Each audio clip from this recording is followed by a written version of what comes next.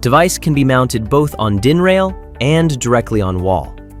For connection on DIN rail, simply push your device into mounting position. Insert the ferrule into the designated areas for connection. Tighten the screws until recommended torque is reached. To add terminal shrouds, simply add them into the slot on top and flip down to lock.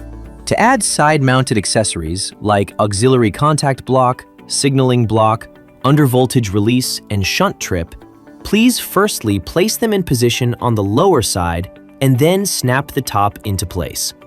Same procedure if side-mounted accessories are to be mounted on the opposite side.